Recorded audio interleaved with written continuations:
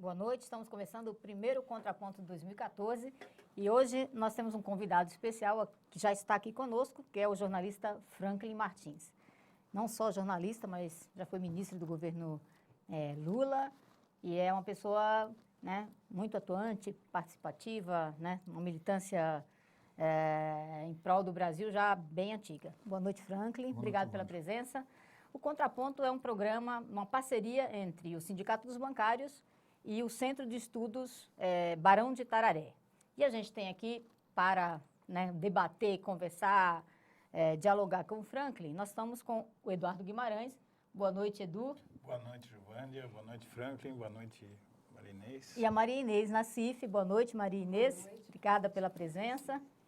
Bom, vocês já devem imaginar, a gente fez aqui, Franklin, nós anunciamos já o Contraponto e muitas perguntas já começaram a chegar e um dos grandes temas, né, dessas perguntas tem a ver com a mídia, com a comunicação, com a democratização da mídia, né, e, inclusive, acho que é um tema bastante atual, assim, esse sindicato fez 90 anos aí no ano passado e nós colocamos que 90 anos fortalecendo a democracia, porque você mesmo que lutou bastante pela democracia em nosso país, para que a gente saísse do golpe, tivesse democracia, sabe o quanto o valor da democracia, né? E a gente entende que essa democracia precisa ser fortalecida e uma das coisas para fortalecer e aprofundar a democracia é democratizar os meios de comunicação.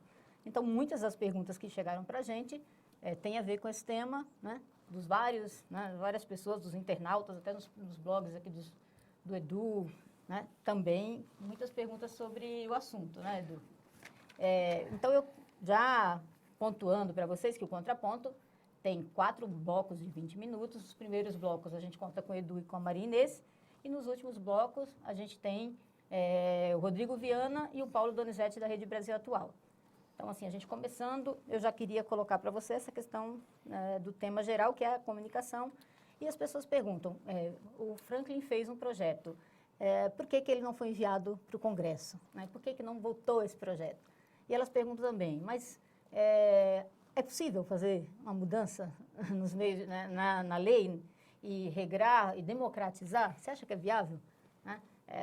E elas perguntam o seguinte também, olha, será que nós poderíamos aplicar aqui no Brasil a lei de médios da Argentina? Cabe aqui ou nós não temos que ter um modelo diferente? Bom, então começo pontuando para você algumas das questões, né, dos internautas e nossas também.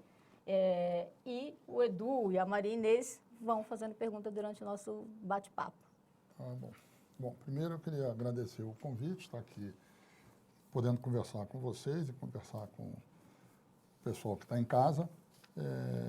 Eu queria começar pontuando que eu não defendo uma regulação dos meios, eu defendo uma regulação dos meios eletrônicos, ou seja, da radiodifusão e da telecomunicações, que são concessões do Estado. Eu acho que jornal, revista, o que é impresso, eu pessoalmente acho que não cabe nenhum tipo de regulação. Cada um escreve o que quiser e é responsável pelos que escreve. Nós precisamos de ter aprovada no Congresso uma lei de direito de resposta, que dê um direito de resposta ágil e proporcional aos eventuais agravos que tenham sofrido as pessoas, e é necessário que a Justiça punha os casos de calúnia, difamação e injúria. No caso, entretanto, da radiodifusão, tratam-se de concessões do Estado.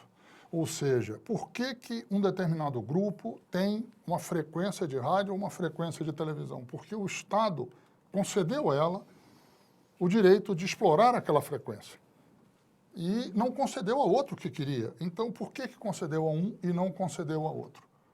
Todas as concessões no Brasil são objeto de regulação. Alguém imagina concessão de transporte urbano numa cidade que não tenha obrigações para os concessionários, ou companhia de aviação que não tem obrigação, ou exploração de serviços de água, de esgoto, de energia, e por aí vai. Não, toda concessão de serviço público tem obrigações que as empresas concessionárias têm de cumprir.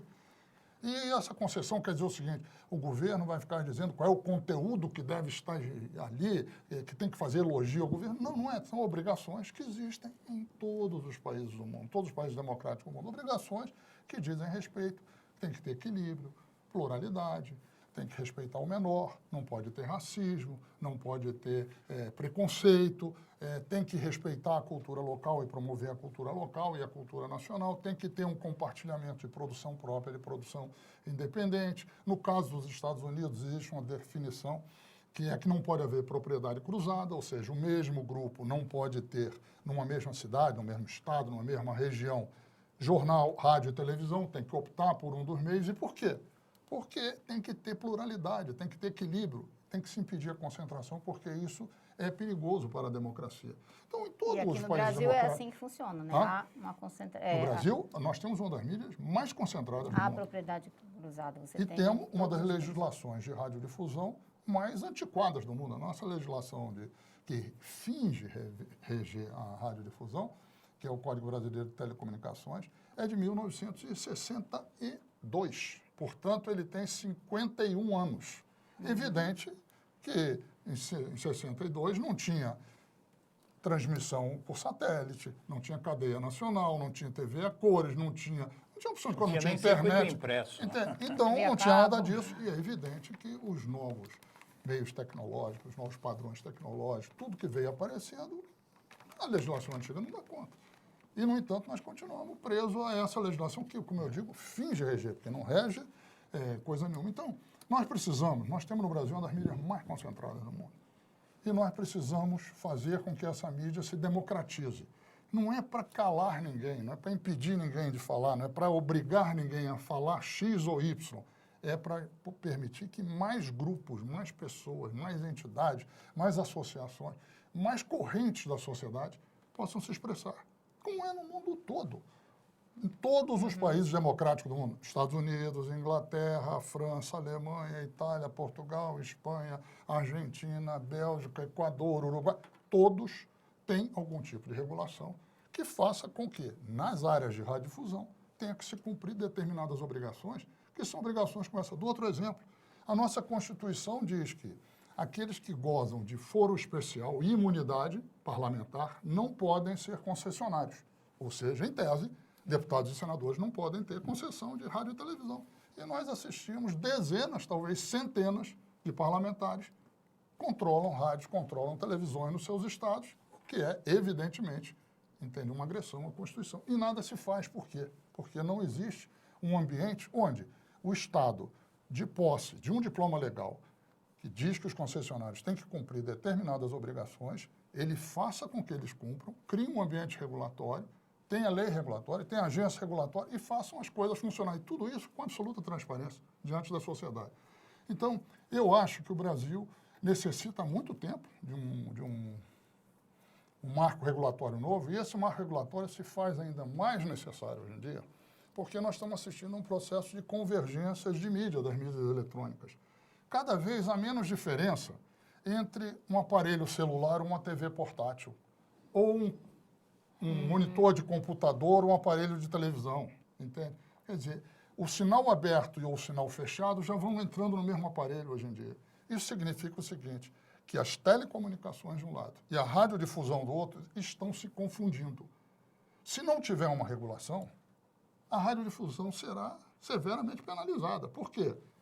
Se não tem uma pactuação, quem se deixar para o mercado resolver, vence a lei do mais forte. E o mercado diz o seguinte, as telecomunicações faturam anualmente 13 vezes mais do que a radiodifusão. Então, não é preciso ser nenhum gênio para saber que, se não tiver uma regulação, a radiodifusão, que pula tanto contra a regulação, ela será uma das principais prejudicadas. Hoje mesmo eu estava ouvindo uma entrevista do ministro Paulo Bernardo e ele dizia um fato preocupante, ele alertava para um fato preocupante, que é o fato de que o Google faturou em 2013, no Brasil, 3 bilhões e meio. Havia faturado 2 bilhões e meio em 2012. Significa que o Google já é o segundo maior recebedor de publicidade do Brasil, no Brasil. Só está atrás da TV Globo, mas já está na frente do Grupo Abril, já está na frente da Record e crescendo de uma forma avassaladora. Só que ele não paga imposto no Brasil, não emprega no Brasil, ele está lá fora.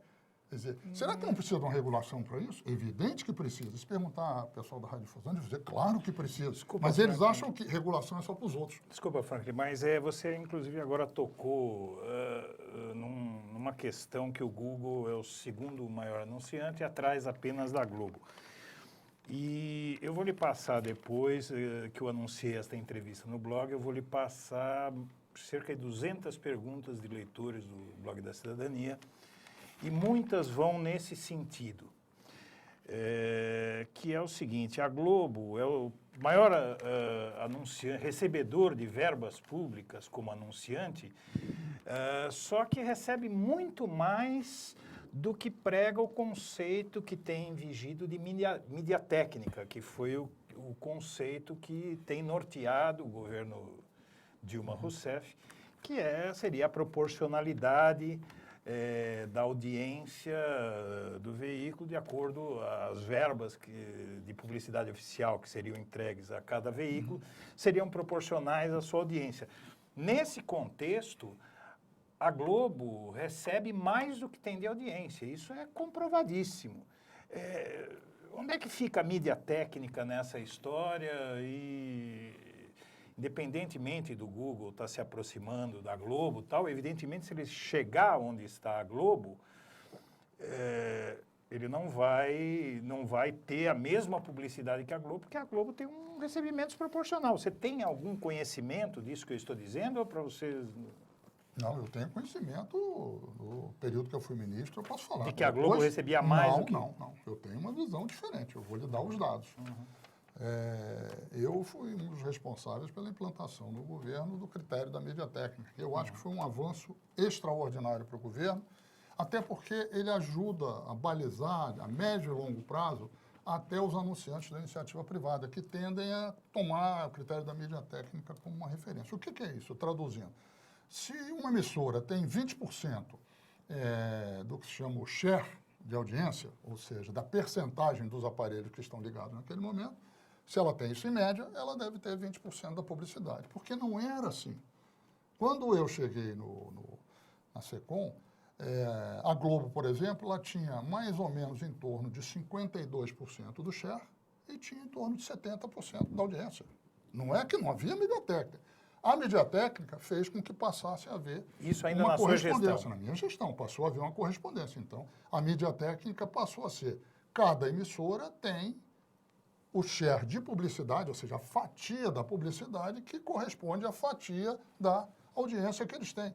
E isso ajudou o quê? A você criar um equilíbrio não, mas a criar, vamos dizer, uma equidade dentro da coisa da televisão. Então, na sua gestão, houve mídia técnica? Houve mídia técnica e eu defendo a mídia técnica. E digo mais, quando eu cheguei, para dar um exemplo para vocês, quando cheguei na SECOM, a área de publicidade do governo vivia uma situação de muita intranquilidade, porque após a questão do mensalão, o Tribunal de Contas da União havia feito uma grande ofensiva em cima da publicidade no governo e havia proclamado um acórdão, havia votado um acórdão com 27 pontos, que eram para ser, em tese, seguidos pela administração pública. Esses 27 pontos, 20 deles eram positivos, ajudavam a organizar, melhoravam o trabalho, eram positivos. Muita coisa ali já era feita, eles apenas normatizavam e tal, mas tinha alguns pontos absolutamente sem pé nem cabeça. Um deles, por exemplo, dizia que cada campanha publicitária tem que fazer uma licitação. Quem já foi administrador público sabe que uma licitação leva 6, 7, 8 meses. Para cada campanha publicitária, se você for gastar 6, 7, 8 meses, já perdeu o momento da campanha publicitária. Mas, através da negociação com o TCU, etc., nós chegamos a um bom entendimento e eles retiraram alguns pontos. E um deles, eles queriam o seguinte, queriam que o governo não pagasse BV, que é a bonificação, ou bônus de volume, que é mais ou menos o seguinte, o meio de comunicação, um grande grupo de comunicação, paga um BV, algo a mais, uma comissão à agência de publicidade, se ela der a ele mais contratos de publicidade do que ele deveria receber. Não, que, evidentemente, é algo incorreto, porque é algo que favorece a concentração. Pois bem, eu dizia, olha, só tem um problema, o governo não paga BV, não paga, porque o BV é uma negociação particular entre uma agência de publicidade e um grupo de comunicação. Então, o governo não tem o que fazer. Ah, mas o governo tem que atuar. Eu digo, então, eu tenho a proposta, é a mídia técnica. Porque se tem a mídia técnica, ninguém vai poder ter mais do que aquilo que já tinha direito. Então, isso resolve. O TCU virou e disse, não, isso para nós resolve. Eu digo, tá bom. E para mim foi ótimo, porque a partir daí... O TCU, perdão, Franklin, o TCU comprova isso que você está dizendo sobre a mídia técnica, não é isso? Claro. Então, porque você, neste momento, você está desmentindo um editorial do jornal Estado de São Paulo que afirma que a mídia técnica é uma invenção do governo Dilma Rousseff, por obra da ex-ministra Helena Chagas, que não havia, porque no seu tempo você, não usando a mídia técnica, no tempo da sua gestão, você financiava, você montou uma rede de blogs pagos com dinheiro público para defender o governo, que para mim foi com surpresa que eu li esse editorial do Estadão, porque eu nunca recebi um centavo, a gente conversava lá fora, eu criei esse blog em fevereiro de 2005 e nunca vi um centavo de dinheiro público. Entre os meus amigos blogueiros também não conheço, desconheço quem é que recebe dinheiro público. Eu nunca recebi. Você já me viu na Secom, Frank? Não, né? E o Estadão... Já te vi, já vejo quase todo dia, porque eu entro no seu blog. No meu blog e tal. Uma vez você até o seu assessor me ligou para falar que tinha um surdinho lá que não conseguia ver a entrevista. Ele falou, o Franklin mandou dizer para entrar no site da Secom. Então, o Franklin, isso que eu queria entender, porque o jornal Estado de São Paulo está dizendo que a mídia técnica só começou a existir no governo Dilma por obra da Helena Chagas. Você está dizendo outra coisa. Ele está mal informado, Está mal informado. Está mal informado. E eu só não levava tão a sério os editoriais do Estadão. Só passar para a Maria Inês, para ela fazer uma pergunta. Então, aí tem algumas questões assim que não querem calar nessa discussão. Eu acho primeiro eu vou colocar uma que é politicamente correta. E como segunda, eu quero colocar uma que eu acho que se evita debater entre as esquerdas, entre as forças progressistas, e eu acho muito importante. Eu vou começar pela segunda, não pela primeira. Que é o seguinte, eu estava vendo, assim, por exemplo, na administração Haddad, que é o mesmo problema que enfrentou a Marta Suplicy e, no passado, também a Luísa Erundina, né? Existe uma concentração terrível de mídia, né? A grande mídia paulista, ela atua fortemente na oposição a qualquer governo petista. E o Haddad já está sofrendo isso. A gente vai fazer uma entrevista com o Haddad no final do ano e o Haddad falava em várias coisas que acho que foram surpresa para todos nós. Nenhum de nós sabia. As nossas fontes de informação. Por mais que existam blogueiros, a atuação na ponta da informação acaba sendo os grandes jornais. Os grandes jornais acabam indo a fatos que interessam ou possam denegrir a administração, né? A fatos que possam dar massa crítica para eles fazerem oposição. E os blogs, eles atuam na defesa, mas assim, a informação mesmo do que está acontecendo no governo, ela fica muito comprometida. O que eu me pergunto desde então é como você fazer para furar o bloqueio da formação de opinião que esses jornais, essa mídia acaba permitindo, né? Tanto os jornais como rádios e TVs, sem abrindo mão da quantidade de leitores que se informa por essa mídia, né? Como você fazer para informar o leitor sem ser com essa mídia concentrada? Quando existe concentração, como é que você faz para prescindir desses órgãos de imprensa? Você já trabalhou no governo, você enfrentou os mesmos problemas, e eu queria uma opinião sua. É possível, sem um órgão forte, é possível com muitos blogs, com a internet, possibilita furar o bloqueio da informação que esses jornais fazem? Mas a resposta do Franklin vai vir depois do intervalo. Já já a gente volta.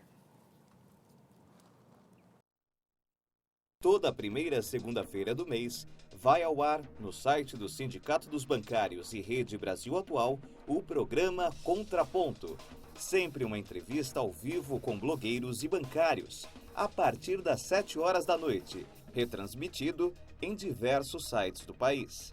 A iniciativa é uma parceria do sindicato com o Centro de Estudos de Mídia Alternativa Barão de Itararé, um espaço livre e democrático para questionamentos com assuntos relevantes, onde a população pode participar pelo Twitter e Facebook.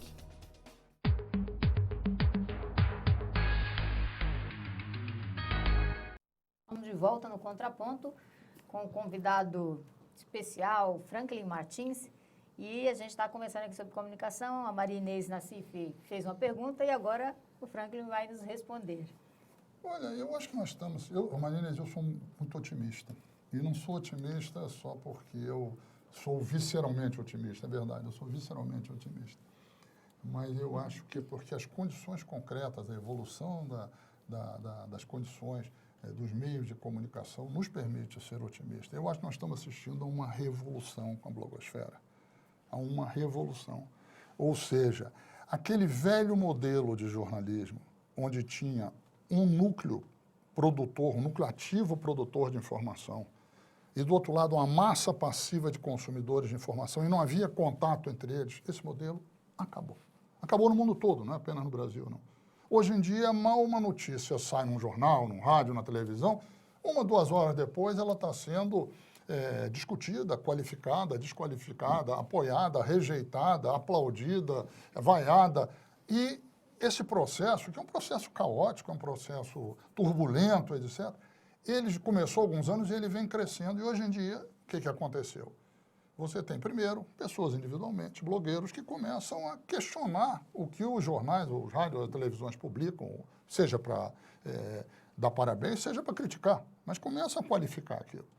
Logo, num segundo momento, começam a se formar redes, entende? Entre os blogueiros, dos leitores dos blogueiros, etc., que começam a reunir dezenas de milhares, centenas de milhares. Hoje em dia, no Brasil, me desculpe, os jornais e as televisões e os rádios mal botam alguma coisa no ar, a blogosfera está em cima. Eu costumo brincar e dizer, a blogosfera é como se fosse o grilo falante do Pinóquio.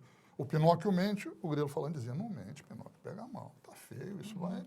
A blogosfera faz a mesma coisa, entende? Então, eu acho que a blogosfera, ela veio cumprindo esse papel, que é um papel de fazer o quê? De questionador do poder absoluto e da informação indiscutível que vinha da grande imprensa.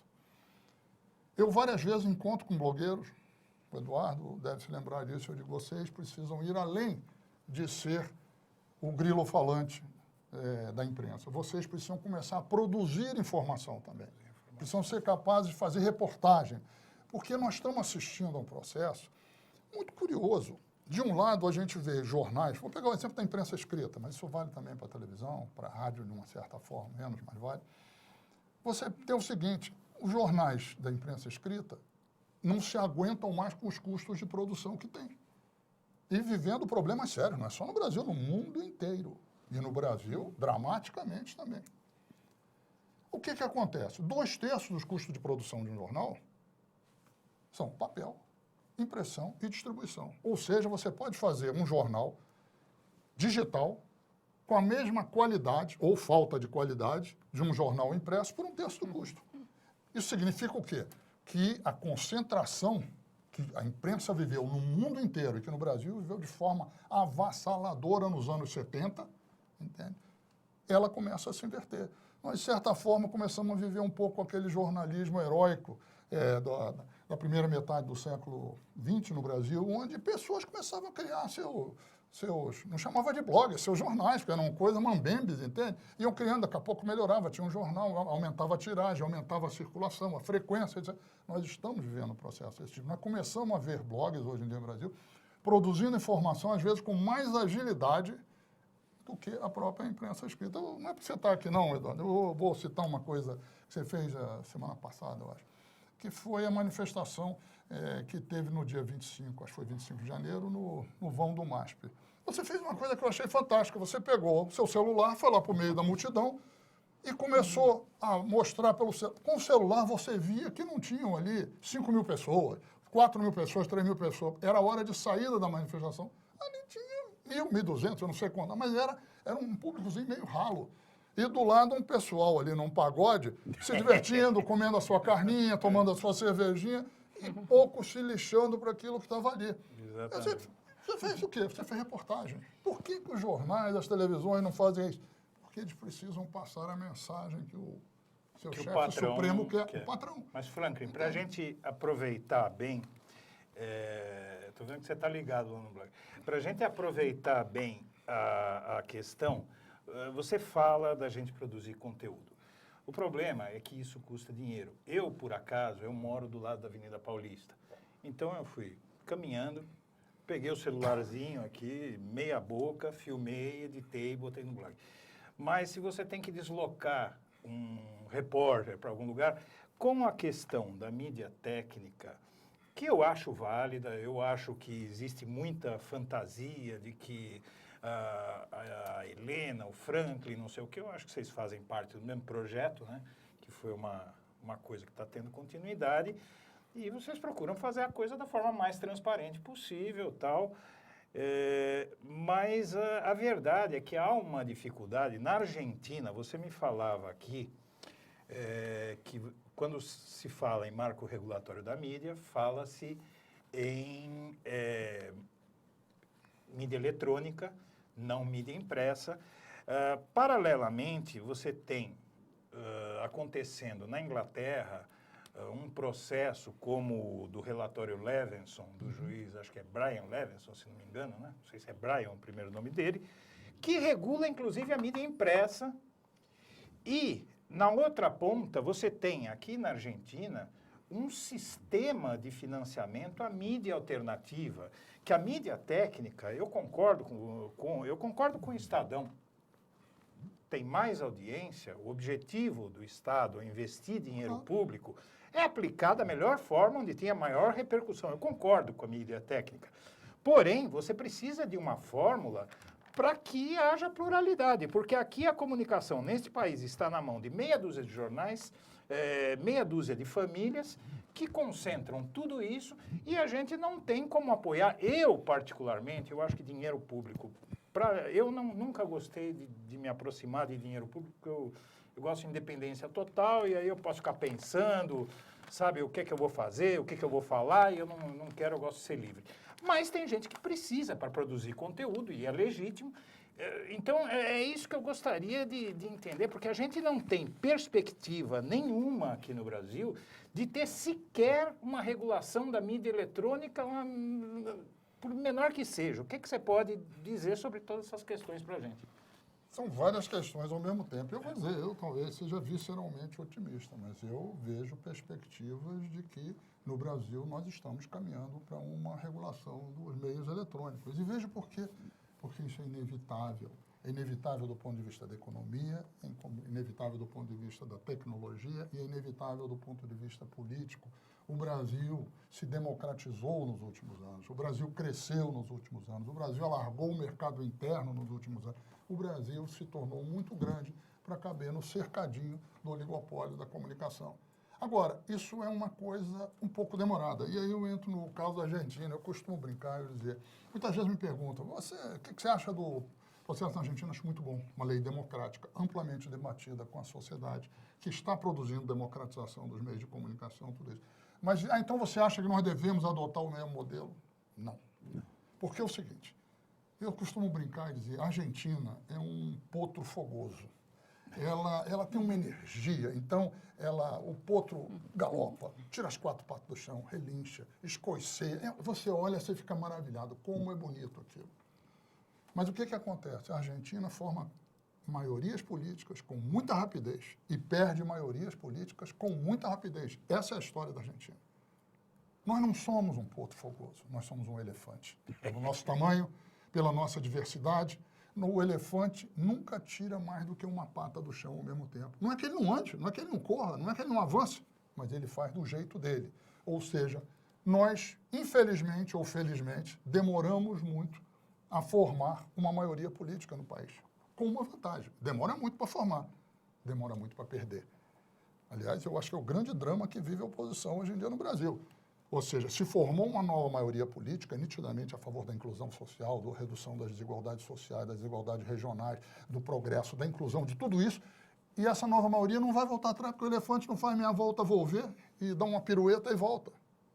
E a oposição quer voltar, ela quer falar para trás. Então, é o seguinte, o elefante, nós somos elefantes. Não dá para a gente dizer, eu tenho que ser igual a Argentina. Então, isso quer dizer, o que eu estou querendo dizer é o seguinte, nós formamos maioria política mais lentamente que a Argentina e somos mais depois estáveis nas maiorias políticas que formamos do que a Argentina, para o bem ou para o mal. Então, na questão da democratização dos meios de comunicação, eu acho que nós não temos que seguir o modelo da Argentina, embora devemos aprender com ele, porque a lei deles é muito positiva e muito boa. Não tem nada de antidemocrática, não, entende? A lei deles é muito positiva, muito boa, democratiza, aumenta a oferta. Elogiada pela ONU, né? Elogiada pela ONU, não tem problema algum. Mas o projeto que você fez, você faria algum reparo? Você mudaria alguma coisa hoje? O projeto que eu deixei? Primeiro é o seguinte, o projeto que... Não foi um projeto que eu deixei, foi um projeto que o governo Lula deixou para o governo Dilma. E que me coube a incumbência, a honra e talvez o inferno de ter sido a pessoa que organizou e liderou o processo de consolidação daquilo. Isso foi entregue à presidente Dilma, isso foi entregue ao ministro Paulo Bernardo, que já estava definido, ele não havia tomado posse ainda, mas que seria o ministro das Comunicações, como uma contribuição. Aquilo não foi um prato feito, uma coisa que vocês têm que fazer, não, uma contribuição. Evidentemente, partindo do pressuposto de que o novo governo teria de examinar, olhar, ver se concordava, se não concordava, discutir com a sociedade, etc. Mas aquilo ajudava ele não partir do zero, porque aquilo consolidava um trabalho feito a partir das contribuições da primeira Conferência Nacional de Comunicação. Essa é uma pergunta que não cabe a mim responder. Cabe ao ministro Paulo Bernardo, a quem foi entregue essa tarefa, e ele deve ter tido as razões dele. E, olha, eu não ficarei criticando o ministro Paulo Bernardo, não ficarei criticando o outro ministro. Eu acho que, eu entendo as dificuldades, eu só acho o seguinte, mais importante que as dificuldades são as necessidades do Brasil. E isso é necessário para o Brasil. A democratização da mídia é necessária para o Brasil. Franklin, tem alguma democracia plenamente desenvolvida que permite a propriedade cruzada do nível que ela existe no Brasil e que não regula de maneira alguma as comunicações como acontece no Brasil? Existe alguma? Porque eu não conheço, talvez você conheça. Eu não conheço, mas pode ser que existe, às vezes pode ter. Agora, eu lhe digo o seguinte, na Europa isso não existe. Nos Estados Unidos isso não existe. Não existe na Argentina, vai parar de existir no Uruguai. Entende? O Uruguai já aprovou uma nova lei também muito boa, aprovou na Câmara, falta aprovar no Senado, não existe no Equador. Ou seja, tem um debate, porque essa questão da convergência de mídia, da internet, de tudo isso, mexeu, isso é um terremoto na área das comunicações, está mexendo e obrigando a mudanças e a repactuações. No governo Lula, quando nós conversamos na Confecom, na organização da conferência, e antes de que alguns grupos de comunicação, os principais grupos de comunicação se retirassem, nós dizíamos a ele, nós queremos uma repactuação, que algo será necessário fazer, que um novo marco regulatório tem que ser construído. Nós não temos dúvida, nem vocês têm dúvida. A questão é como vamos fazer isso. Nós vamos fazer isso deixando o mercado resolver.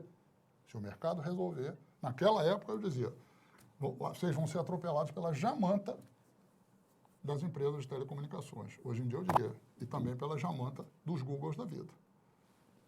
Essa era a primeira hipótese. A segunda é um debate público aberto e transparente sobre o assunto, que faz com que ninguém vai ganhar inteiramente, ninguém vai perder inteiramente, mas o país vai poder discutir e avançar em cima disso.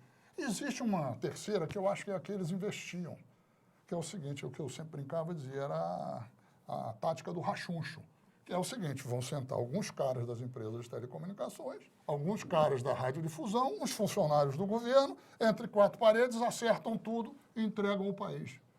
Eu dizia a eles, isso não funciona mais. O Brasil hoje é grande, não funciona mais, funcionava no passado, hoje em dia não dá certo. Tanto que uma das principais palavras de ordem gritadas em todo o país durante as manifestações de junho foram as palavras de ordem que pediam uma imprensa menos manipulada, uma imprensa menos concentrada, tudo isso. Isso hoje em dia, o que tem de diferente? Essa questão da democratização dos meios de comunicação, da mídia, de modo geral, de ter mais vozes, porque não é menos, é mais voz, mais opinião, mais debate, mais informação, mais artigos, mais entretenimento, mais serviços culturais, mais videogame. É mais, o nome do jogo é mais. Que tudo isso, entende? Para ter tudo isso, você precisa ter uma repactuação. E eles sabem que tem que ter uma repactuação, mas ao mesmo tempo querem ver como que impedem um debate público aberto e transparente, porque eles ainda acham que interditam o debate.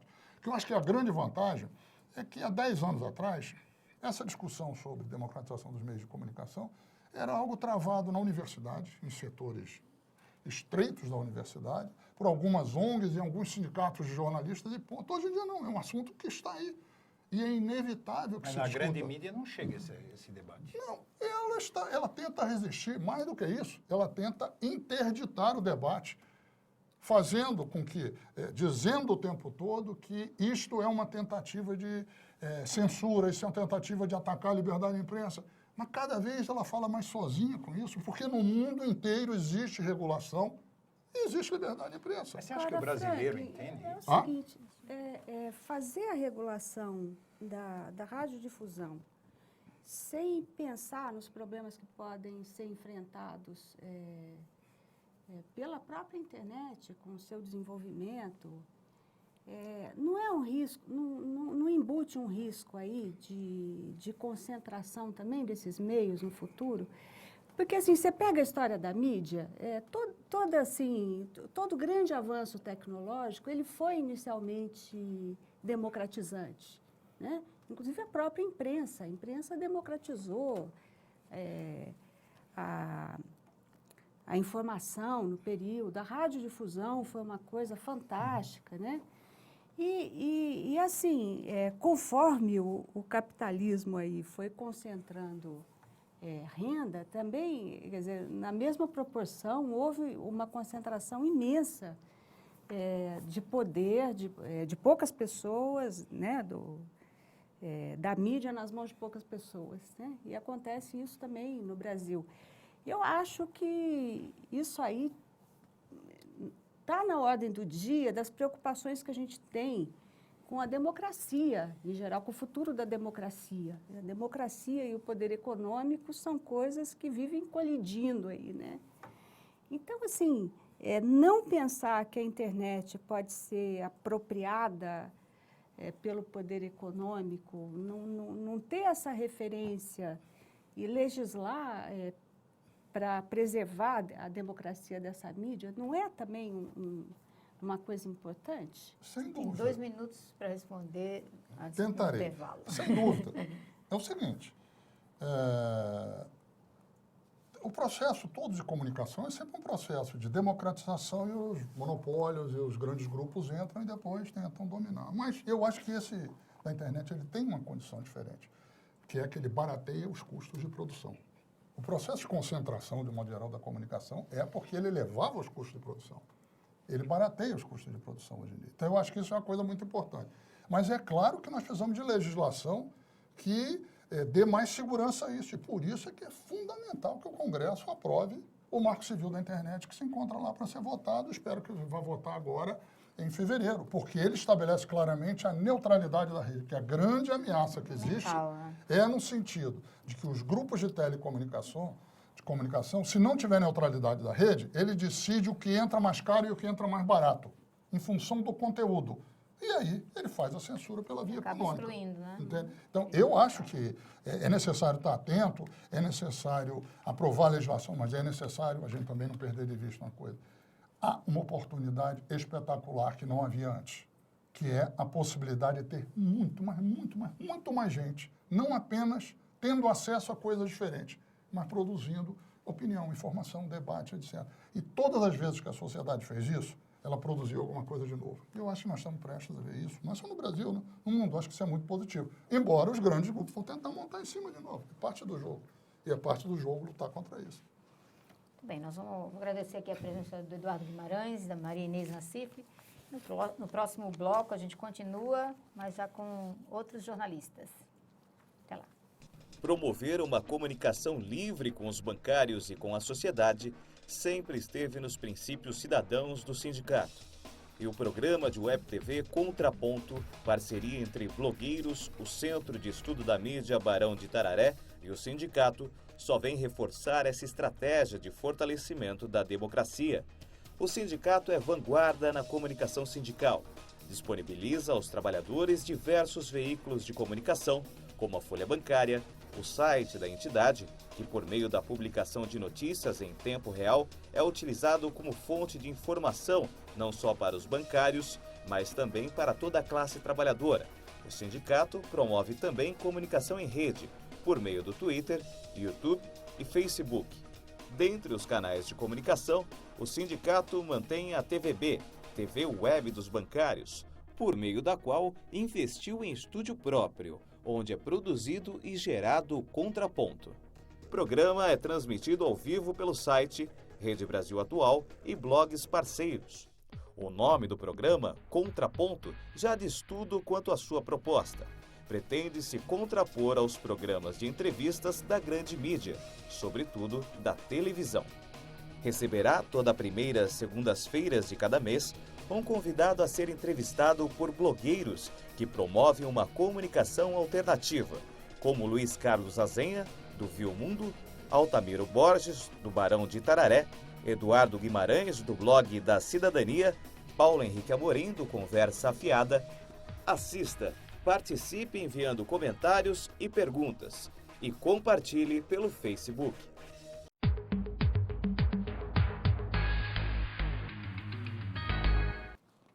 Estamos de volta no Contraponto com o Franklin Martins e agora com Paulo Donizete, da Rede Brasil Atual, e o Rodrigo Viana, rodrigoviana.com.br.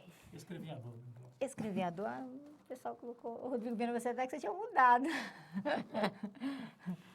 Bom, eu começo aqui com o Rodrigo. Rodrigo, pode fazer sua pergunta. Bom, Franklin, a gente tentou acompanhar ali a primeira parte da discussão, e se eu acompanhei bem, ninguém te perguntou sobre a troca na SECOM. É verdade. E eu queria saber, porque eu acho que é um assunto central no Brasil, até porque o primeiro bloco foi muito interessante a discussão sobre comunicação, mas porque aí há uma discussão política também, me parece, né? A troca do ministério e um ano eleitoral. E a troca, especificamente no caso da SECOM, gerou uma série de especulações. A oposição deu palpite, Aécio Neves criticou, defendeu a ministra Helena Chagas, alguns blogueiros da Veja criticaram também. Então, eu queria saber a leitura que você faz dessa troca na SECOM e depois conversar um pouquinho mais sobre política também, sobre o ano eleitoral, que eu acho que é um assunto importante para a gente tratar aqui. Rodrigo, eu vou te frustrar, mas eu não vou responder a sua pergunta, no sentido que talvez seja o que você queira. É o seguinte, eu saí do Ministério da SECOM há 3 anos e um quebradinho. E eu adotei uma linha o tempo todo de não ficar me pronunciando sobre o que a SECOM fazia ou deixava de fazer. Porque eu acho que quem está no Ministério e sai não deve ficar dando palpite sobre a pasta que uma outra pessoa veio e assumiu. Eu acho deselegante. Então, eu não vou responder, porque a interpretação acabo eu ter que estar fazendo isso. Eu entendo a sua intenção, respeito do ponto de vista jornalístico, é legítimo, mas eu me impus esse tempo todo, acho que é um silêncio respeitoso em relação ao governo, que não quer dizer que eu concorde com tudo que o governo fez, etc., na minha área, mas não, porque eu acho que o governo tem o direito de fazer o que ele acha que deve fazer. E se cometer erros, aprender com os erros, e se acertar, aprender também com os seus acertos. Mas acho que eu, como ex-ministro, que ocupei o cargo, etc., eu acho que seria deselegante se eu ficasse dando opiniõezinhas, etc. e tal. No caso, só um instantinho, no caso, eu considero a ministra Helena Chagas, eu trabalhei em diversos órgãos de comunicação, uma excelente profissional, respeito, uma pessoa séria, entende? Acho que certamente ela fez o que achava que deveria fazer, entende? Mas eu não quero criticar. Como acho que o Thomas Trauma, que foi indicado pela Dilma, é um excelente profissional também, eu nunca tive o prazer de trabalhar com ele num órgão de comunicação, mas é um excelente profissional, todas as referências, e torço por ele, para que ele dê certo. Vamos torcer para que a ministra Helena Chagas fizesse uma boa gestão na SECOM. É porque a gente percebe que essa área de comunicação é uma área sensível e na qual parece haver uma parceria grande entre os meios de comunicação mais tradicionais, se a gente for chamar assim, e a oposição política. Então, me parece que é uma área sensível, se o governo mexe, eu entendo que você não queira falar especificamente da SECOM e da ministra Helena Chagas, mas a sua leitura sobre isso, como é que vai se dar essa batalha, que é uma batalha política da eleição, vinculada à batalha, a comunicação e a política, como é que isso vai se entrelaçar nesse ano de 2014? Eu vou começar falando do que eu, quando fui ministro, procurei fazer à frente da SECOM. Eu sou da opinião que o governo tem uma necessidade, coisa fundamental para ele se comunicar com a população. E se comunicar com a população, especialmente quando há, por parte da maioria dos órgãos de comunicação, uma oposição reiterada, sistemática, muitas vezes raivosa contra o governo, implica que o governo tenha que fazer a disputa política de modo permanente. Ou seja, não é de vez em quando, tem que fazer sempre. O presidente Lula, por exemplo, ele passou no segundo mandato a dar uma média de quase 4 entrevistas por semana. A maioria delas naquele famoso quebra-queixo, aqui na saída dos eventos ali, os repórteres com os microfones, os gravadores, etc., se organizou, tinha um púlpitozinho de acrílico, então se organizou, tirava aquela tensão, aquela coisa que parecia que ia bater na cara do presidente, daí o nome quebra-queixo, entende? Quer dizer, se civilizou o quebra-queixo e passou a se fazer de forma regular. Para a imprensa eu acho que era muito positivo, porque ela tinha informação para o nosso de cada dia, etc. e tal, mas para o governo era importante porque o governo colocava a sua opinião, a sua versão. Eu sempre tive a avaliação de que o governo Lula, no caso, era um governo que estava fazendo muito pelo país, grandes transformações, criando um mercado interno de massa, democratizando o acesso a serviços públicos, a educação, quer dizer, aumentando a participação das pessoas. E isso eu achava que prevaleceria sobre as versões que esse ou aquele órgão de imprensa vai dar, desde que você fizesse a disputa política. E tem que entender uma coisa, não existe uma imprensa. Existe uma infinidade de imprensas. Você tem os chamados jornalões, da grande imprensa, mas você tem a imprensa regional. Você tem a imprensa popular, dos jornais de 50 centavos, R$1, etc. E tal. Você tem a imprensa de interior, você tem as rádios de interior. Por exemplo, eu falava daqui da questão da publicidade. Quando eu entrei na SECOM, haviam 400 rádios que recebiam publicidade. Ao final, eram cerca de 4.000, entende? Isso era o quê? Mais gente tendo acesso, entende, ao que o governo falava, e com uma economia de custos muito grande, entende? Então, eu acho que o governo que não faz a disputa política, ele deixa que alguém faça a mediação política entre ele e a sociedade. E isso é um equívoco. A Dilma tem feito? Eu não vou criticar o governo da Dilma. Eu só acho o seguinte, o governo precisa fazer a sua própria coisa. Eu vejo o seguinte no governo da presidente Dilma, eu acho o seguinte, eu sinto que a presidente Dilma, depois das manifestações de junho, ela passou a fazer muito mais, vamos dizer, a disputa política, cobrar e tal. E nisso não tem... Levou uma chacoalhada o governo. Isso foi positivo. Mas aqui entre nós, se você pegar o governo Lula, no primeiro mandato, o governo Lula até 2005 também ficava ali, só a partir do final de 2005 ele começou a entender, assim, ou eu faço a disputa política, ou eu estou de joelho diante de adversários que usam, entende, a questão da mediação política para me... Então, eu acho que o governo tem que fazer a disputa política. E isso é algo positivo para o país, porque isso aumenta o nível político das pessoas. Porque o governo fala uma coisa, a oposição fala outra. A imprensa, se for o caso, fala outra. Mas, Alfredo, deixa eu só, antes da gente evoluir muito nesse assunto, eu queria voltar um pouco aqui hoje. Nossa repórter da Rede Brasil Atual lá em Brasília comentava que os coleguinhas, né, estavam muito furiosos com a saída da ministra Helena Chagas, né, exatamente porque havia um clima de que agora vai haver confronto, vai haver modificação na política de publicidade, enfim, todas essas suposições terroristas em relação ao que o governo pretenda fazer esse ano. Mas havia também uma versão de que o que teria causado a insatisfação do governo com a ministra seria a falta de informação a respeito do ambiente ruim em torno da Copa do Mundo, né? E eu pergunto a você, como cidadão, como especialista em comunicação, se você está satisfeito com as respostas do governo em relação a esse ambiente de Copa do Mundo em que as emissoras, as grandes emissoras, elas conseguem ficar com um pé em cada canoa. Elas conseguem ganhar muito dinheiro com o evento, com audiência, com publicidade, e conseguem, ao mesmo tempo, criar um clima negativo, criar um clima de que a Copa é uma coisa ruim para o Brasil e que, enfim, faz parte do noticiário negativo e faz parte do saldo positivo na conta bancária das empresas de comunicação. Como enfrentar esse tipo de ambiente, né? Eu ia falar isso, essa questão da Copa, porque a gente, né, tem buscado muita informação de quantos empregos são gerados, dos investimentos, para onde estão indo esses investimentos.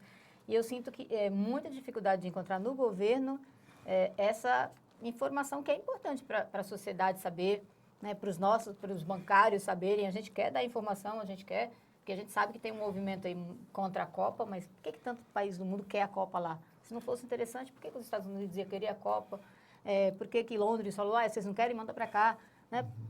Enfim, mas eu sinto a falta dessas informações no governo para divulgar, porque a gente vê, eu tive informação recentemente da quantidade de fibra ótica que foi colocada nas cidades sedes. Então, o quanto isso vai ser bom para os moradores, para a cidade, Para né? economia. Para a economia, né? Quanto dinheiro está sendo investido em mobilidade, mas eu sinto falta disso, que o governo fale mais sobre isso, porque as pessoas vai se cristalizar uma opinião de que a Copa é tirar dinheiro só para estádio, e dinheiro público que vai para estádio. Bom, eu acho o seguinte, minha modesta experiência de vida é o seguinte, quem apostar contra a Copa vai se dar mal. Se a oposição apostar contra a Copa, em cima da Copa vai estar andando sobre seus próprios passos para trás para tentar encontrar uma saída. A mídia, todo momento que ela fizer isso, ela também terá problema. Eu não tenho nenhuma dúvida de que a esmagadora maioria do povo brasileiro deseja a Copa, deseja fazer uma grande Copa, receberá os times, seleções estrangeiras e os turistas que virão, e virão dezenas de centenas de milhares de turistas, receberão muito bem. Eu acho que nós faremos uma tremenda Copa no Brasil. E aos poucos vai ficar claro que os estádios vão ficar prontos, que os aeroportos vão ficar prontos, que as coisas de mobilidade estão ficando prontas. Isso vai ficar pronto e eu acho que o governo, em algum momento, terá de fazer algo que vá deixando isso claro. Volto ao que eu dizia. O governo tem que fazer esse tipo de disputa política entregando as informações à sociedade. E acho que fará, e seria um absurdo que não fizer, mas acho que fará. Agora, eu não daria muita importância a essas fofocas de rádio corredor, entende? Que fulano diz isso, que fulano diz aquilo. Jornalista, se vê os três jornalistas têm que sair juntos do lugar na mesma hora, porque se deixar dois, esses dois vão falar mal do um que saiu, entende?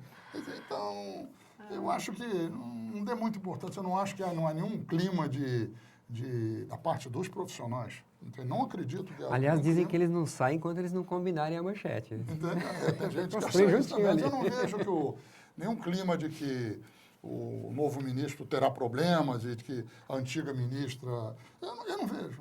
Eu acho o seguinte, a vida que segue é normal, as coisas acontecem e acho que a gente, da mesma forma que torceu pela ministra Helena Chagas, deve torcer. Eu, pelo menos, devo torcer. Mas falando em torcer... Thomas Traum. Falando em torcer, você como ativista de organizações que combateram a ditadura, eu queria saber em que posição você estava diante da Copa de 70 e da Copa de 74. Você torcia a favor ou torcia contra? Eu torci para o Brasil nas duas Copas. O Brasil do Pelé e o Brasil do Zagallo? Olha, agora tem que ver quem é. Eu torci de 74, torci de 78. Olha, eu torci para o Brasil todas as vezes. Devo ter sido politicamente incorreto, mas torci para o Brasil. Você esqueceu de falar de uma torcida do povo brasileiro, é que o Brasil ganha. Claro.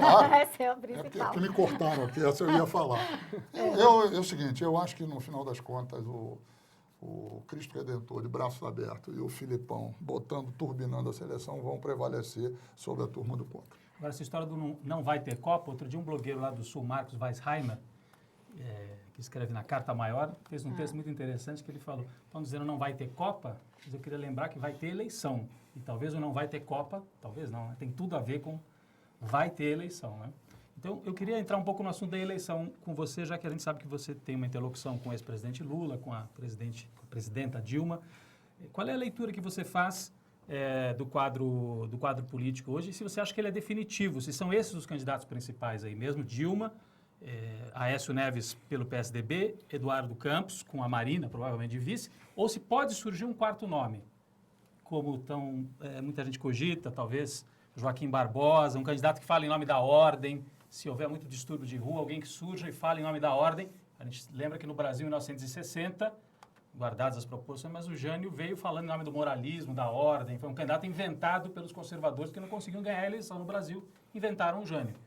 É possível que surja um novo candidato? É possível, porque a vida é uma caixinha de surpresas, mas eu não acho provável. E esses salvadores da pátria que aparecem em alguns momentos na vida política, geralmente aparecem e conseguem prevalecer em momentos de enorme confusão econômica. Foi o caso do Jânio. O final do governo Juscelino teve uma inflação muito acelerada. Foi o caso do Collor. Entende? Nós tínhamos uma inflação no último mês de 85% ao mês. Foi o caso do cabo Hitler, que chegou a chanceler, porque havia 10.000% de inflação ao mês. Quer dizer, eu, sinceramente, não vejo com inflação sob controle, o mais baixo desemprego da história, crescimento dos salários, o Brasil crescendo, as pessoas comparando a sua vida com o que era 10 anos antes e vendo como melhoraram, etc., que alguém vai apostar em alguma aventura. Acho que o mais provável é que nós tenhamos esses candidatos que estão se perfilando. Aí a Dilma, candidata à reeleição, o Aécio Neves pelo PSDB e não sei mais quem, ele está tendo um pouco de dificuldade para juntar apoios, e provavelmente o Eduardo Campos tentando criar algum espaço para a candidatura dele, que até agora ainda não conseguiu, vamos dizer, deixar muito claro qual é o palanque, entende? É muito, acho que, então, mas o palanque ainda não conseguiu. Mas eu acho que o mais provável é que nós temos essas 3 candidaturas. É claro que haverá outras candidaturas, é provável, mas essas deverão ser as que vão atrair a maior parte do eleitorado. Nós estamos chegando aqui perto de fazer mais um intervalo e eu queria aproveitar e fazer uma pergunta que não tem nada a ver com o que a gente já conversou até agora. Tem a ver com um documentário que você fez que eu achei muito bom, Presidentes Africanos, que fala sobre o continente africano de uma forma como a gente não vê aqui no Brasil, né? De um lado, você tem os militantes do movimento antirracismo que fala da África, mas não da forma como você mostrou a África. Qual foi a inspiração para fazer esse documentário e onde é que as pessoas podem assistir? Olha, a inspiração, eu assisti quando estava no governo ainda, assisti uma série que chamava Presidentes Latino-Americanos, feito pela televisão pública da Argentina. Quando eu saí do governo, eu gosto muito de África, sempre me interessei, sempre estudei.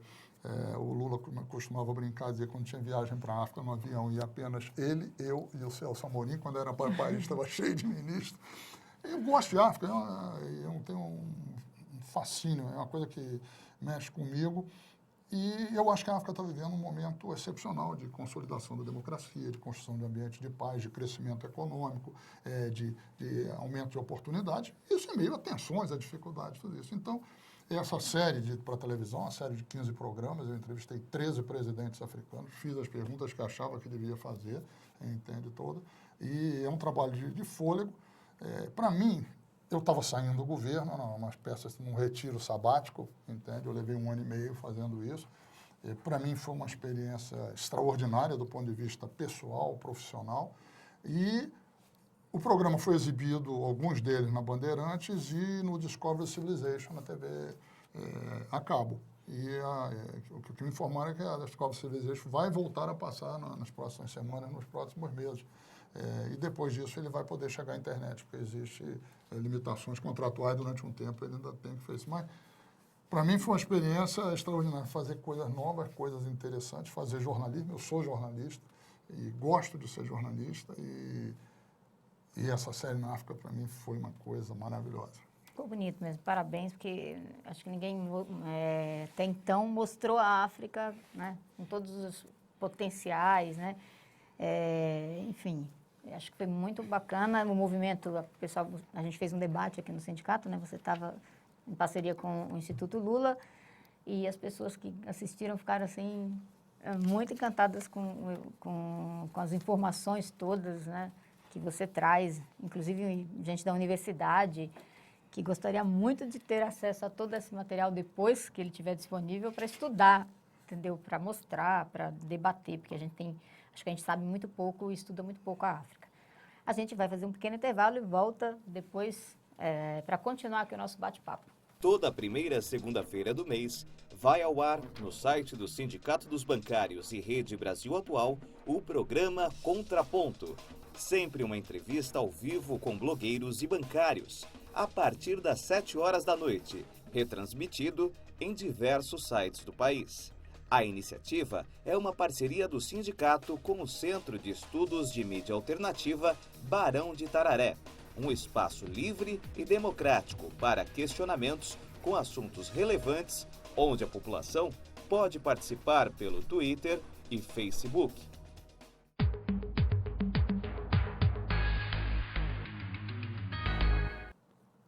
Estamos de volta no Contraponto e no último bloco. Então, vamos aproveitar bastante para tirar as informações aqui do Franklin e responder aí as questões que os internautas já devem ter colocado para você, Rodrigo, para a Rede Brasil Atual, né?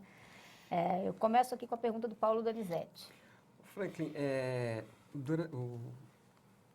houve um processo longo de debate entre vários atores da sociedade, jornalistas, comunicadores, empresas, parlamentares, para discutir o projeto do Marco Civil da Internet. Né? Acho que foi uma construção exemplar, digamos assim, de um mecanismo de regulação, de legislação. Ele avançou, foi construído um consenso, houve um recuo, aí chegou um ambiente de agora vai, e agora ele está parado de novo. Né? O que impede, né, o Marco Civil de ser votado nos moldes em que ele foi construído, né, com liberdade de expressão, né, com garantia de que o usuário não vai ser cobrado por conteúdos diferentes que ele acessar. Né? O que está acontecendo? Você tem acompanhado esse debate? Tenho acompanhado e acho que nós estamos próximos de um desfecho, entende? Que eu acho que é positivo, será positivo.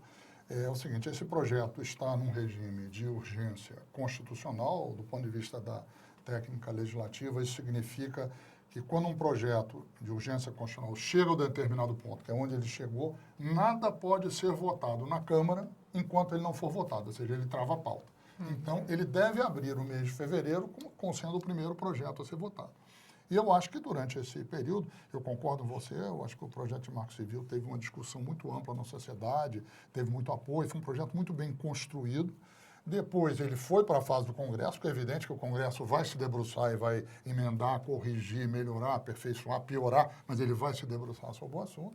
O Congresso fez isso, eu acho que o relator, o deputado Alessandro Molon, fez um trabalho, a meu ver, excepcional, construiu, a ver, uma maioria política. Existem resistências, mas que já são menores do que havia no começo, entende? Vamos ver o que vai acontecer. Eu acredito que o projeto será aprovado. Isso quer dizer que o projeto vai ser aprovado tal qual eu gostaria? Não. Provavelmente haverá concessões aqui e ali que eu preferia que não tivesse. Mas eu acho que elas são irrelevantes no conjunto, porque o que é mais importante, primeiro, a neutralidade da rede, que é exatamente isso, que as companhias proprietárias da internet, do cabo, da rede, não tenham condição de dizer o que entra primeiro, o que entra depois, o que entra num preço mais barato, num preço, ou seja, é tudo igual para todo mundo. Segundo, a liberdade. Terceiro, a privacidade, ou seja, que os seus dados não possam ser usados pela companhia, entende, para fins comerciais ou outros, e que só possam ser usados pelo Estado, em alguns casos específicos, da mesma forma que um grampo telefônico, entende? Só pode ser usado se tiver autorização judicial. O projeto, de modo geral, a meu ver, se for votado tal qual ele estava ao final do ano, eu acho que o projeto é um avanço extraordinário, e é assim que ele está sendo entendido no mundo. Entende? Nesse Um sentido, avanço ele é extraordinário. melhor do que muitas legislações no mundo em relação à internet, Muito né? melhor, muito mais Muito mais moderno. avançado. Ele não é uma legislação detalhista, eu acho até que é um mérito dele. Ele é uma espécie de uma carta de princípios, mas acho que os princípios que ele estabelece criam condições para que a internet siga sendo um espaço de liberdade, tenha neutralidade, portanto, não tenha elementos de censura econômica ou e que a privacidade das pessoas seja respeitada. Eu queria saber se você vai, se já está confirmado, você vai mesmo coordenar a parte de comunicação, ou mais do que isso, na campanha de reeleição da presidente Dilma, e que se você espera uma campanha muito virulenta, voltando a esse tema da comunicação, não sei se você acompanhou aí no começo do ano o episódio da Luísa Trajano com aquele comentarista do Manhattan Connection, que aliás acho que gosta muito de você, né, aquele rapaz? Não sei, nós não temos relações. Não tem. Mas, enfim, não sei se você acompanhou aquele debate. Acompanhei. E se o debate vier envenenado desse jeito, e parece que em muitos casos isso vai se impor, que tipo de campanha que vai ser essa? Olha, primeiro é o seguinte, eu acho que ainda é cedo para a gente estar falando de campanha propriamente dita. Eu entendo que os candidatos de oposição, tanto o Aécio quanto o Eduardo, que são relativamente pouco conhecidos no país como um todo, tentem antecipar ao máximo para se tornar conhecidos. É legítimo, é um direito deles, e que os amigos deles também tentem isso, inclusive na imprensa. Eu entendo, isso é legítimo. Mas eu acho que, do ponto de vista do país, não é bom antecipar a campanha. Quer dizer, a campanha tem o seu momento adequado, o seu momento certo. Todo mundo deve se preparar para isso, mas não acho que nós estamos em comecinho de fevereiro, as eleições em outubro. Legalmente, você pode começar a campanha apenas em julho, entende? Então, eu acho que não tem motivo para afobação. Mas já começou, né? Não, já começou. Tem gente que quer que a campanha tenha começado.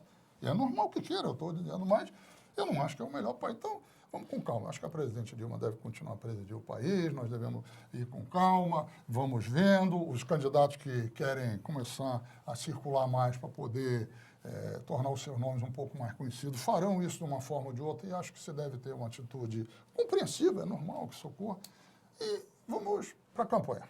Eu acho o seguinte, eu espero que a gente tenha uma campanha que discuta projetos, programas, propostas de governo. É isso que o país precisa. Eu não sei vocês, mas você sabe, eu votei a primeira vez para presidente da República aos 41 anos. Eu tive mais sorte um pouco. Aos 41 anos. Eleição para presidente, para mim, é uma coisa que é a oportunidade que o país tem de fazer o balanço do que ele fez, do que ele deixou de fazer, dos sonhos que ele tem ou do pragmatismo que ele quer ter e definir alguma coisa. Nós temos hoje em dia um sistema eleitoral que, na eleição majoritária, é um sistema muito eficiente, muito transparente, depois que criaram os 2 turnos. Quer dizer, então, o povo tem o que ele escolheu.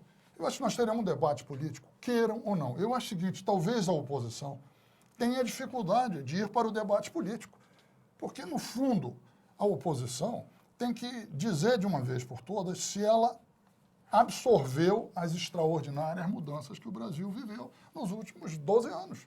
Entende? E se ela concorda com isso ou se ela quer voltar atrás. Claro que ela não vai dizer, eu quero voltar atrás, mas ela vai continuar falando do Bolsa Família com aquele tom de despeito. Ela vai continuar falando de aumento de salário mínimo, entende, como uma coisa porra louca. Ela vai continuar falando, como dizem alguns economistas dela, que para organizar a economia precisa de uma recessão. Ela vai continuar falando, e tem Estado demais no Brasil, nós precisamos de um Estado mínimo.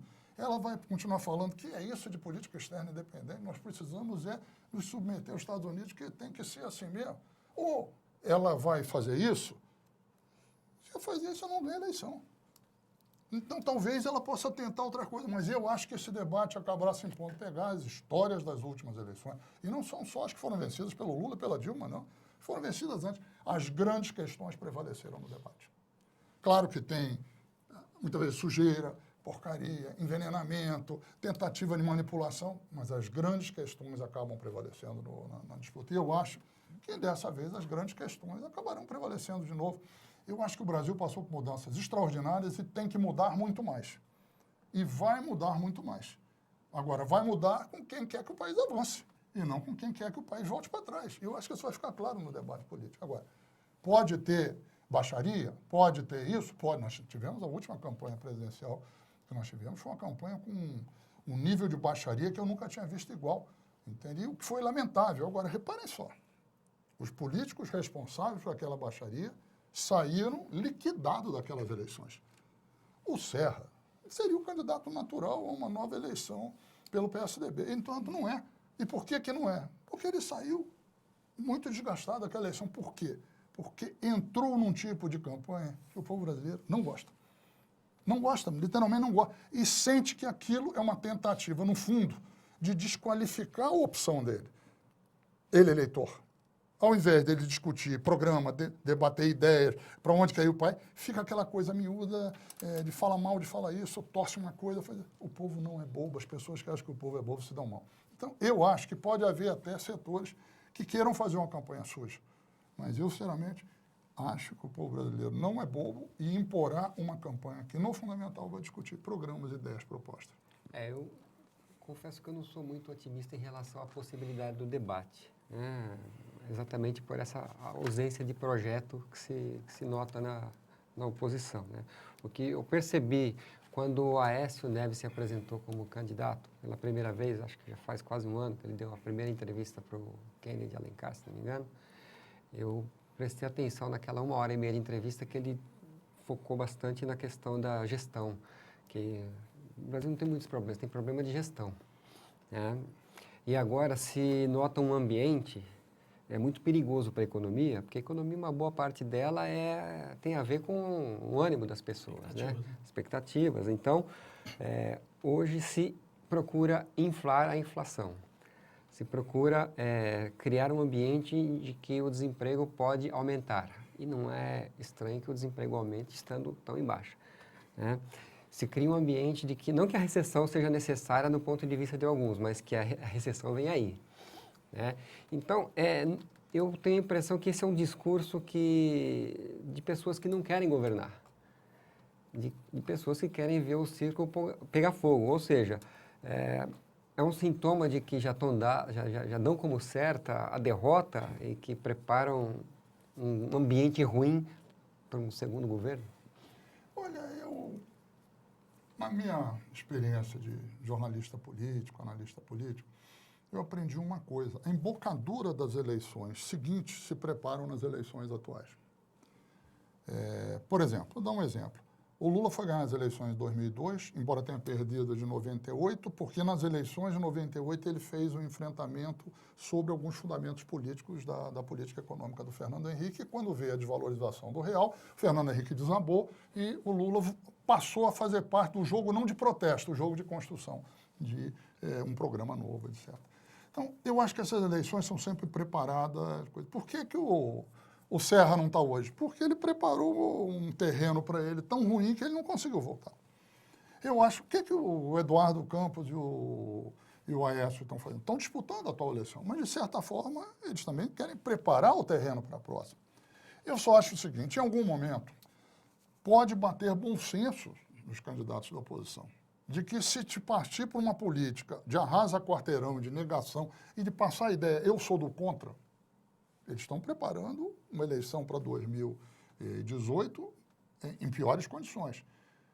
O grande problema que tem, quando é que o PT entrou num jogo para valer? Foi quando ele olhou e disse assim, eu não vou propor uma revolução pelo voto, vou propor transformações democráticas, reformas, etc. Mas é o seguinte, eu vou partir do pressuposto que isso aqui que está dado é da realidade, eu não estou jogando para trás, estou jogando para frente. Plano real, né? Quando incorporou Incorporou o plano real, a luta contra a inflação, que tinha sido um equívoco monumental do PT.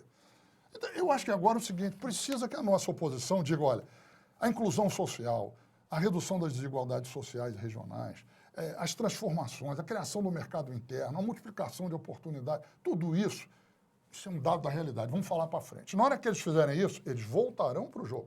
Eu vou dar um exemplo a vocês, é o seguinte.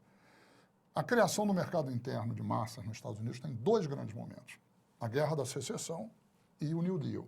Na Guerra da Secessão, quando acabou a Guerra da Secessão, nas 11 eleições seguintes de presidente, o Partido Republicano elegeu 9 presidentes e o Democrata só 2. E o Partido Republicano era o partido que tinha lutado pela abolição dos escravos, na verdade, pelo capitalismo que se criou em função daquilo, etc.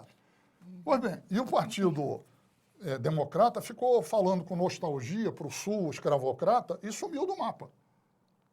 Depois, no New Deal, ao contrário, o Partido Democrata se reciclou, foi falar para a classe operária do Nordeste dos Estados Unidos, conseguiu construir as suas bases, etc. Veio, construiu o mercado interno de massa, ganhou as 5 eleições seguintes. E deu vazão para os direitos civis. Então, repara só o seguinte, quem fica preso no passado e não aceita que o mundo andou, que fica falando para trás, tem dificuldade de construir proposta.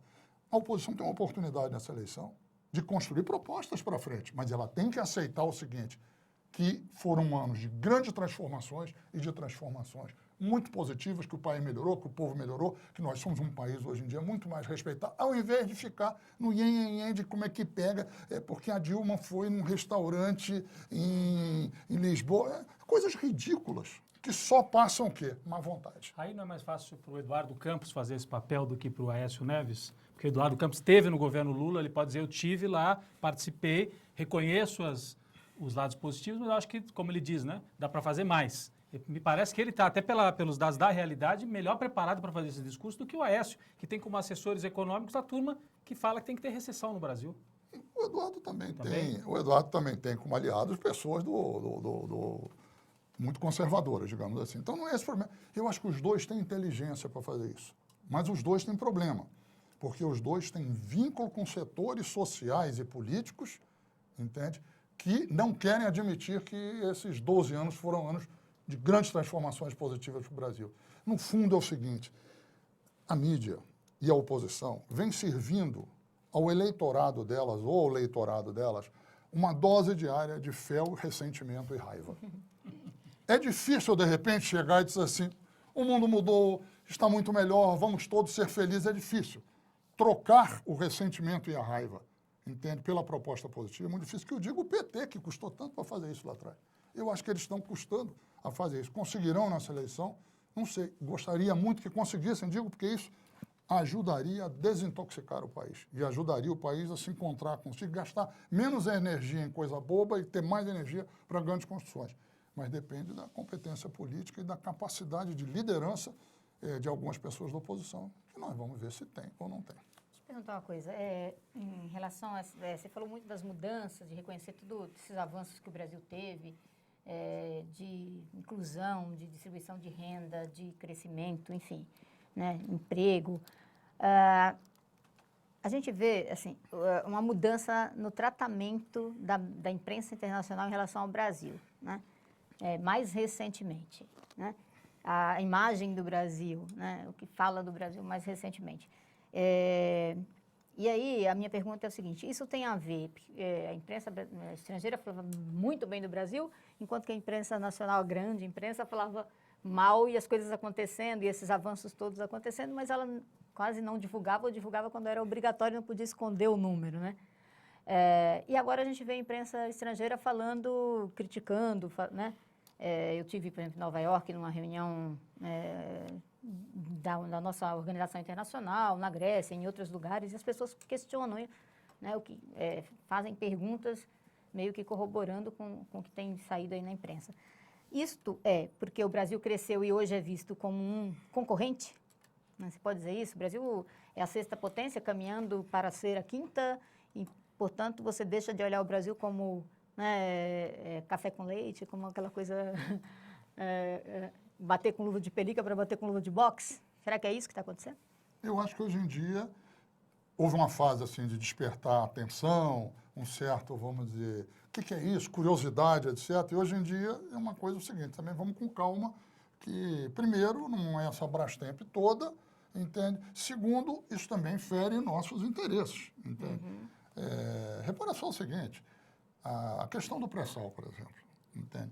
Quer dizer, isso, às vezes a gente esquece a intensidade da disputa que existe em torno de uma riqueza dessa natureza, porque o Brasil disse, não, eu vou explorar num modelo diferente do anterior, porque eu tenho que explorar num modelo que deixa a maior parte dos recursos dentro do Brasil, sob controle do Estado brasileiro, etc. Evidentemente que isso gera problemas, entende? Quando se reduz a taxa de juros, ou seja, se reduz aquilo que o Delfim Neto chamava do último peru com farofa do planeta, entende? Evidentemente, a pessoa que se serviu do peru com farofa, entende? Ficam incomodadas, entende? Mas isso também tem um processo de disputa que acho que tem a ver também com as nossas elites internas, entende? Porque elas alimentam um pouco esse tipo de questão. Eu acho o seguinte, vamos ter claro uma coisa, o Brasil está dizendo, o Brasil está crescendo pouco. O Brasil está crescendo 2,5%, nós queríamos que ele estivesse crescendo uns 4,5%.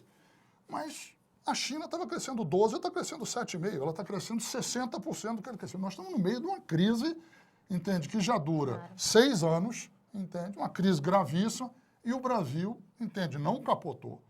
Mais do que isso, tem a menor taxa de desemprego da sua história. Tem crescimento de renda dos trabalhadores. Quer dizer, tem um grau de organização democrática de certa estabilidade. Então, nós temos uma série de coisas, entende? Que, evidentemente, a meu ver, a turma do corredor da imprensa internacional, pode falar, mas eu, sinceramente, volto a dizer, não acredito que manchete de jornal tenha mais peso na definição de voto do que a experiência pessoal do cidadão, do eleitor, da eleitora. Sinceramente, não acredito. Se o PIB ganhasse a eleição, Antônio Hermídio de Moraes não tinha chegado em terceiro para governador de São Paulo lá atrás. Entende? Não é uma coisa assim. O povo, no final das contas, vai... Quais são os meus interesses, como que eu preservo eles, como que eu avanço, etc. É claro que para isso precisa ter disputa política. Claro que para isso precisa ter debate de programas. Tem gente que não quer debater programa. Eu acho que o interesse da presidente Dilma deverá ser o quê? Debater programa. Não só mostrar o legado, mas mostrar que há novas transformações a ser feitas. E essas transformações só podem ser feitas ou podem ser feitas de forma muito mais rápida e com muito mais segurança por quem já está transformando o Brasil. Muito bem, nós chegamos ao fim do nosso contraponto. Queria agradecer a presença do Franklin,